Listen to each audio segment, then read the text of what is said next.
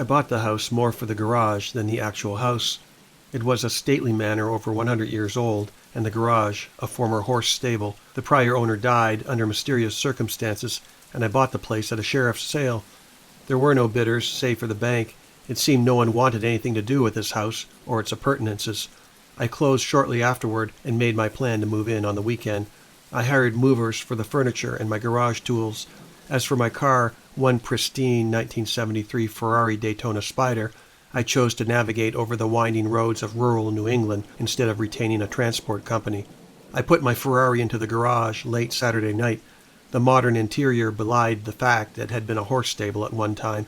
Now it served as a comfortable refuge for a prancing horse of a different kind. The red Rosso Corsa paint gleamed under the overhead lights. I took one last look before turning off the lights and locking the place.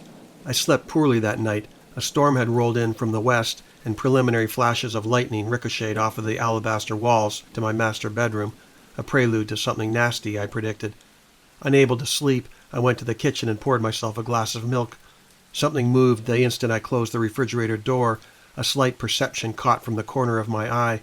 I turned toward the nebulous object, and another flash of lightning made it disappear. Shadows of a tired mind, nothing more. I returned to the bedroom and drifted off until late morning. I showered, dressed, and ate a modest breakfast. From the dining room window, the asphalt looked dry, the area only grazed by the electrical storm last night. I threw on a jacket and took the keys to the Daytona, along with my lucky driving gloves, fully intent on navigating the twisty roads that surrounded my new abode. I unlocked the garage and flipped on the lights. There sat my Daytona Spider exactly where I had parked it, but to my abject horror, I bore witness to a cascade of deep gouges scratched into the paint, and the convertible top lay tattered. I rushed to my car to examine this sacrilegious abomination. Scrawled into the hood were the words, "Get out." Strange hieroglyphs were carved into the driver's door, along with special dates that marked key milestones in my life, dates that were familiar to me and no one else. Etched into the windshield was my full name, along with my date of birth. Underneath my birth date was a headstone branded with a date 2 days hence. I pulled a flashlight from my pocket and scanned the loft. "Make yourself known," I demanded. I was met with deathly silence. I commenced a methodical search of the garage and found no evidence of forcible entry. As I turned back to my car, a wrench flew across the garage and gouged my head. Then a flathead screwdriver levitated and stuck me in the arm, drawing blood.